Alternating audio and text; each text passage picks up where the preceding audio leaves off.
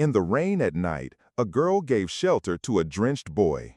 What happened next, neither had anyone thought of, nor did she herself know that one moment of mercy would become the biggest decision of her life. It was a cold night. A shivering boy, a lonely girl, and a door that opened from the heart. But the story that followed was no less than a storm. The one she sheltered, was he just a traveler or a turning point that would change her whole world? After that night, nothing remained the same as before, neither that girl nor that boy. So, know the truth hidden behind that night and that one decision that will shake your heart. To know the complete story, watch the video till the end. But before that, like the video, subscribe to our channel, and be sure to write your and your city's name in the comments. Friends, this is a true story from the Hazaribagh district of Jharkhand, where, in the silence of the night, when darkness had spread all around and a light drizzle began with the rustling of the cold wind coming through the window, a woman sitting alone in a small house was tossing and turning in her sleep. A small lamp was burning in a corner of the room, and outside, a streak of lightning flashed in the sky, illuminating the entire window for a moment. At that very moment, Kavita, lying on the bed, woke up. For a moment, she was scared. Then she got up and went straight to the window, and when she peeked outside, her eyes suddenly froze. In the pouring rain, near the door of the house, a boy sat, drenched and shivering. He was wrapped in an old blanket clinging to his body, and there was no fear in his eyes, just a silence fighting the cold. Kavita watched him for a while, and then, without thinking much, she opened the door. "Who are you?" Kavita asked softly. The boy, Rajiv, said with his head bowed, "Forgive me, I was on the road, the bike got a puncture, and now, at this hour of the night, I couldn't find any help. I just need to spend one night. If you want, I'll lie down on the veranda outside. Just give me some wood or a blanket." Kavita was silent for a few moments. The fear within her emerged for a moment, but seeing Rajiv's trembling condition, compassion arose in her heart instead of fear. She said, "Okay, but don't come inside. I'll give you some wood and a blanket." Rajiv nodded. For the first time, there was a little relief in his eyes. Kavita went inside and came back a little later with a bundle of wood and an old blanket. She placed everything near the door and closed it without saying anything. Rajiv lit the wood, but even that wasn't very effective in the cold wind. And on top of that, the blanket had already gotten soaked in the rain. It was around 10:30 at night. The lightning struck again, and Kavita's sleep broke again. She immediately thought of Rajiv. She wondered how he could be sitting outside in such heavy rain. She mustered the courage to open the door again, and the sight that was in front of her could shake anyone's heart. Rajiv was sitting huddled in a corner. His entire body was soaked. His teeth were chattering, and his face was starting to turn blue. Kavita's heart was filled with pity. Without delay, she said, "Come inside." Rajiv was about to say something when Kavita said again, "Don't be afraid. I trust you now. Come inside, or you'll get sick." Rajiv thought for a few seconds, then slowly got up. He came inside with trembling steps. Kavita gave him an old, dry cloth and a sweater. "These were my husband's. He's not here now. Change your clothes or you'll catch a cold." When Rajiv came out after changing, Kavita pointed to a cot and said, "Lie down there and leave as soon as morning comes." Rajiv looked at the cot. It was the same bed on which Kavita had been resting a while ago. Rajiv said, No, you lie on this. I'll sit in some other corner." But Kavita said clearly, "There's no other bed in the house, and sitting in the cold means getting sick. Lie on this cot. I'll sit on the chair." Rajiv said nothing more now. He quietly lay down on the cot, and for the first time, a faint smile appeared on his lips. Kavita went inside and brought 2 cups of tea. Rajiv was surprised. "You yourself said you were afraid, and yet you're doing so much for me." There was a little moisture in Kavita's eyes. Sometimes being alone makes fear diminish. A person's pain seems greater. The warmth of the tea and the beginning of a human connection started right here. With every sip of tea, the cold night seemed to soften a little, and some unspoken words were melting between Kavita and Rajiv. Kavita asked softly, "Where were you going at this hour?" Rajiv quietly took a long breath and said, "I was returning after picking up the bike from my sister's house. My brother-in-law had said that the bike would get ruined if it was just left standing, so I got it. It got a puncture on the way, and I had also run out of money." Kavita listened to him carefully and said, "Where are your parents?" Rajiv's eyes became a little heavy. "They're in a village in Jharkhand. They make a living by selling herbs in the forest. I used to do the same, but after completing my studies, I want to do something else, maybe something big, something different." Kavita smiled. "It's a good thing to dream." Rajiv looked into her eyes and asked, "And you? Why are you alone in this house?" Kavita's face became a little tense for a moment. Then she lowered her eyes and said, "This house used to be my grandmother's. Now it's just of my memories. I was married, but the person I married left me a few years later. He went away with someone else." Rajiv became silent. After a few moments of silence, Kavita said, "Now I teach at a school. The innocence of the children keeps me connected to life." There was strength in her tone, but there was also a loneliness hidden behind every word. Rajiv said, "You were very brave." Kavita laughed softly. "You have to be brave when there's no other way." The cold of the night and the talk from within were having the same effect. Rajiv, sitting on one side of the cot, said softly, "If you are feeling cold, you can also sit on this bed. I'll stay on the far side." Kavita didn't say anything at first, but her fingers were trembling. After a while, she said, "Okay, but only to escape the freezing cold." They both sat in separate corners, and then the conversations that started didn't stop. Rajiv told her about his mother, his father's struggles, his sister's marriage, and how he only had 50 rupees left, which he had spent on petrol. Kavita also told him how she had cherished her inner world while living alone, and how the absence of some relationships had now become a habit. That night, two strangers didn't give anything to each other, but they said everything to each other. As the first ray of morning light hit the window, Kavita got up and went inside and brought hot tea for Rajiv again. Taking the tea, Rajiv said, "I should leave now. Someone might see me, and it would cause a misunderstanding for you." Kavita smiled and said, "Where will you go so early in the morning? The puncture shop won't even be open."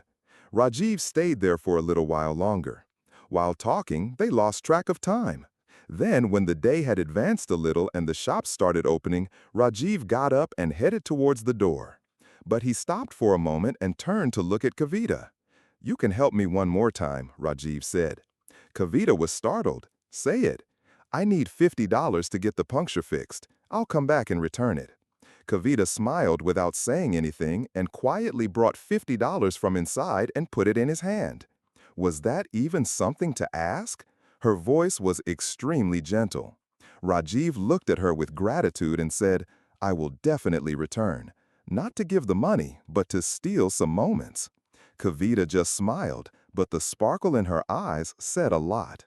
About 2 or 3 days later, when Rajiv returned to his village, everyone at home was worried about him. His mother's eyes were fixed on the door, and a question was hidden in his father's silence. Rajiv slowly told them everything: the bike, the rain, the night, and the story of that unknown woman's house. His mother took a deep breath and only said this: "Son, not everyone in the world is bad, but you shouldn't blindly trust everyone either. Be sensible." Rajiv bowed his head, but there was a strange stir in his heart. Kavita smiled, her words, the tired but calm sparkle in her eyes, everything seemed to be calling him back. And then, on the 4th day in the evening, Rajiv put $50 in his pocket and set out on his bike on the same road. The same knocking sound was heard again at the door of that small house. "Who is it?" The same familiar voice came from inside. Rajiv said, "It's me, the one who got drenched in the rain that night." The door opened and Kavita's smile was in front of him. "You came back," she said softly. Rajiv took out $50 from his pocket and held it out to her, saying, "This is what you entrusted to me." Kavita took the money and looked at it quietly for a while. Then she said, "You came back so soon. I thought you would forget." Rajiv smiled and said, "If I had forgotten, I would have probably lost myself." Kavita didn't say anything, but her eyes were saying what didn't need words. Rajiv said, "If you agree, I'd like to stay here tonight. This time, not because of the cold, but with the persistence to spend some time together." Kavita gave a long look and then nodded. That night, no clouds thundered, no lightning flashed, but a connection was formed between two hearts, the sound of which was felt throughout the house. Now, this coming and going became a routine. Whenever Rajiv could find time, he would go to Sangeeta's place. Yes, her name was no longer Kavita. Her name was Sangeeta. And in Rajiv's life, she no longer felt like just a helpful woman, but a companion. They would sit together, drink tea, and talk for hours. A relationship began to take shape between old sorrows, unfulfilled dreams, and new hopes. Rajiv would sometimes talk about the fields and sometimes listen to the mischief of the schoolchildren. Sangeeta's laughter no longer sounded as heavy as before. Now there was sweetness in it. Now, instead of sadness in her hair, a quiet happiness settled. And 6 months passed like this. The news of Rajiv's comings and goings was no longer hidden from anyone's eyes. One day, a woman from the village saw Rajiv leaving Sangeeta's house early in the morning. What are words in a village? The news spread like wildfire. People started saying, "That woman is alone, and the boy keeps visiting. There's something between them." When this news reached Rajiv's ears, his face hardened. He knew that if he remained silent now, the woman who didn't let him get wet in the rain would now be broken by the words of society. And that very evening, Rajiv went to meet Sangeeta. There was a different resolve in his eyes. "Sangeeta," he said, "this talk must end now. Why don't we give each other a name? The name of marriage." Sangeeta was silent for a moment. Her eyes welled up. She said, "But will your parents accept me? I am older than you, divorced and alone." Rajiv held Sangeeta's hand and said, "I have told them everything, and they only said one thing. If you are happy, we are also happy." Tears started falling from Sangeeta's eyes, but this time they were not tears of pain, but of peace.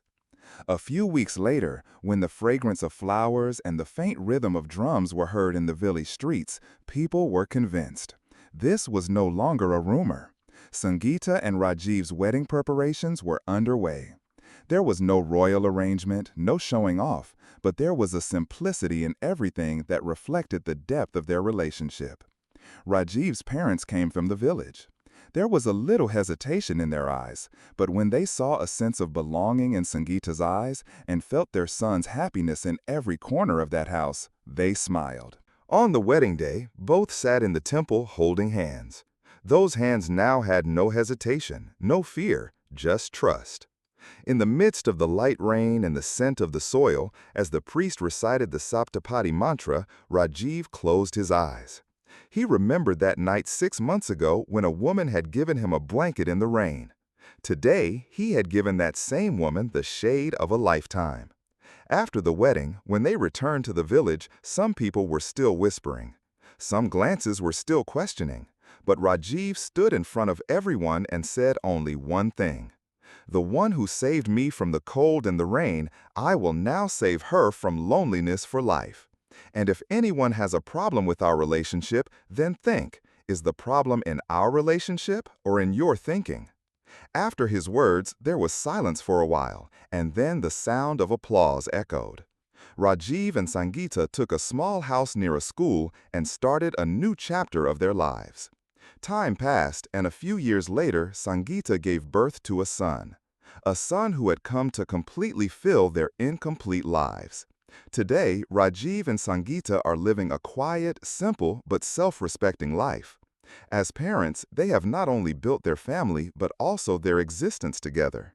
Now, when Rajiv sees his son going to school, or when Sangeeta arranges his future in his books, there is only one satisfaction in their eyes.